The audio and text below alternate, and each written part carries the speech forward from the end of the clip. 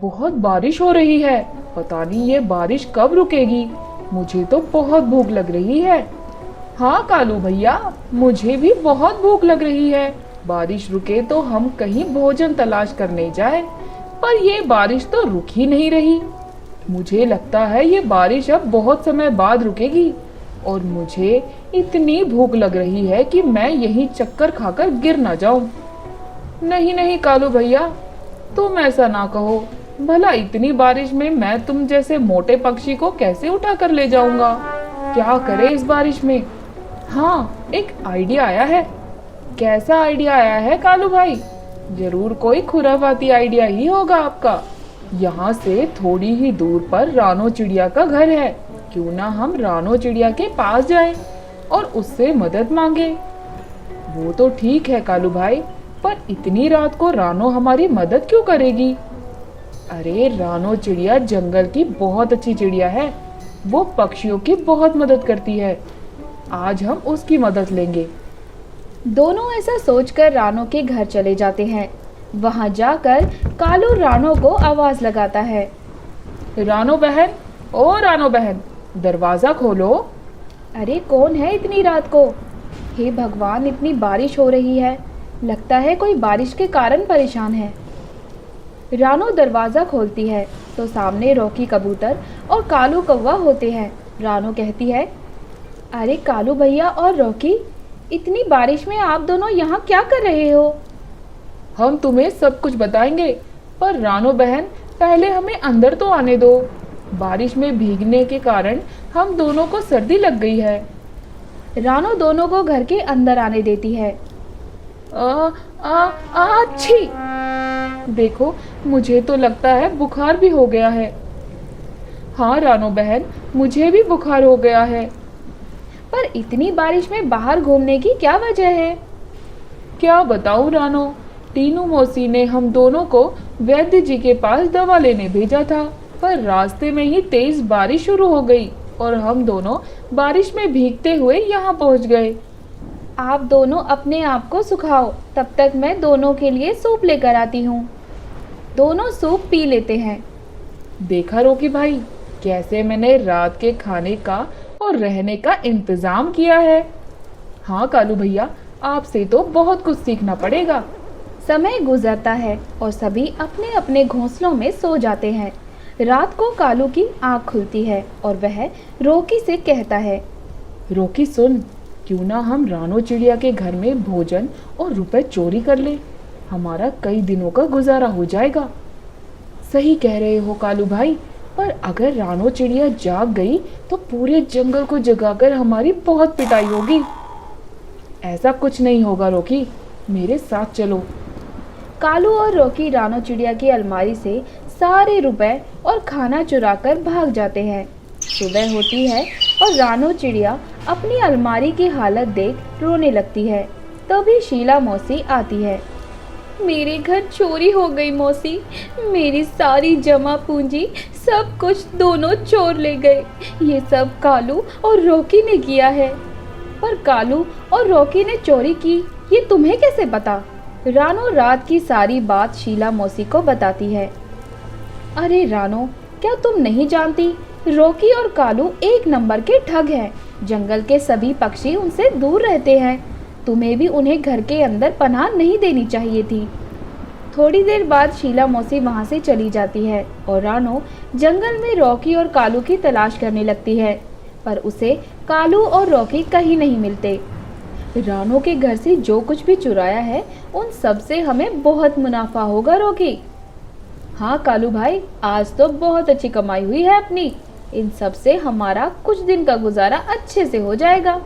कुछ दिन यूं ही बीत जाते हैं। जंगल में बारिश ज़्यादा होने के कारण जंगल के सभी पक्षियों का घर पानी में बह जाता है। वहीं रानो का घर भी पेड़ से गिरकर नीचे पानी में बह जाता है।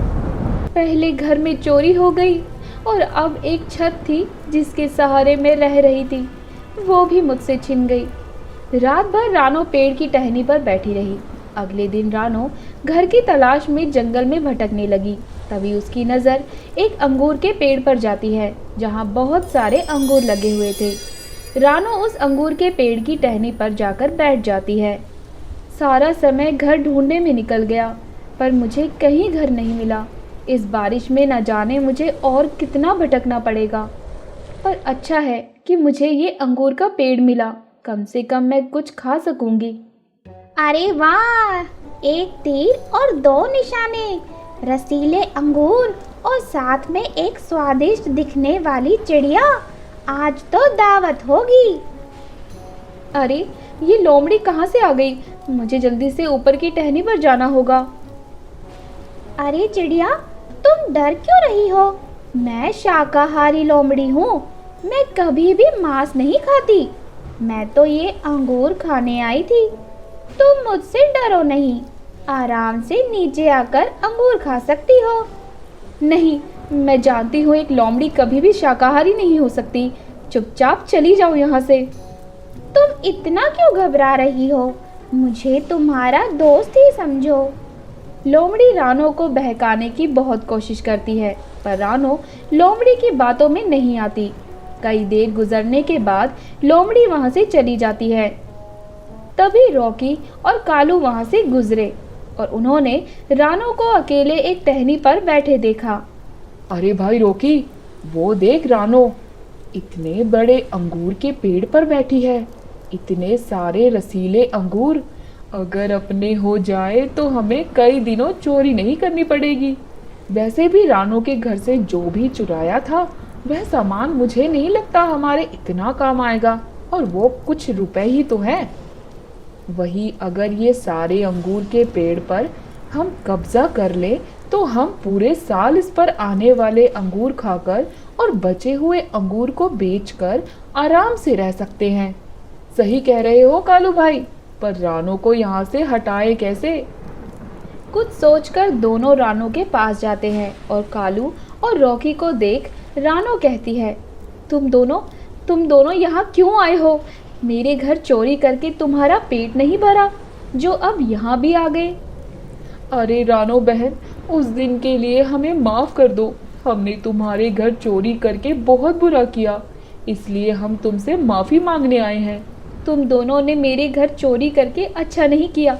तुम दोनों के कारण आज मैं बेघर हूँ। हम उसी की माफी मांगने आए हैं आपके पास। हमें माफ कर दो रानो बहन। हमने तुम्हारे पैसे और खाना जंगल की गुफा में रखा है। तुम वहां जाकर अपना सभी सामान देख सकती हो। रानो उनकी बात सुनकर खुश हो जाती है और उन्हें माफ कर उस गुफा की ओर निकल जाती है। अरे भाई, क्या तरकीब लगाई है। देखो, अब ये पूरा अंगूर का पेड़ हमारा हो गया। हाँ कालू भाई, सही कह रहे हो। आज हमें ये अंगूर का पेड़ मिला है, अब इसी से हमारा पूरा साल सही से गुजर जाएगा। दोनों अंगूर के पेड़ की डाल पर सो जाते हैं। रात गुजर जाती है और सुबह होती है। तभी लोमड़ी वहां आती है और देखती है अंगूर के पेड़ पर दो पक्षी सो रहे हैं। वह दो पक्षी कोई और नहीं बल्कि कालू और रॉकी कबूतर थे। दोनों को नीचे की डाल पर सोता देख लोमड़ी खुश हो जाती है। अरे वाह, आज तो शिकार अपने आप मेरे सामने आकर लेटा हुआ है। सुबह सुबह शिकार के लिए भटकना भी नहीं पड़ा। जिसके बाद लोमड़ी दबे पांव उनके पास जाकर कालू को अपने दांतों में दबोच लेती है। अरे मर गया रे, ये लोमड़ी कहाँ से आ गई? बचाओ रॉकी भाई, बचाओ। कालू की आवाज सुनकर रॉकी अचानक उठता है और वहां से उड़ जाता है। जिसके बाद कालू को लोमड़ी अपना शिकार बना लेती है और वहीं रानो को गुफा के अंदर अपना चोरी हुआ सारा धन और खाना मिल जाता है। अगर आपको हमारी कहानी अच्छी लगी और ऐसी ही कहानियाँ और देखना चाहते हैं तो हमारे चैनल को सब्सक्राइब कर लें और बेल आइकन पर क्लिक कर दें। और हाँ, शेयर करना मत भूलिएगा।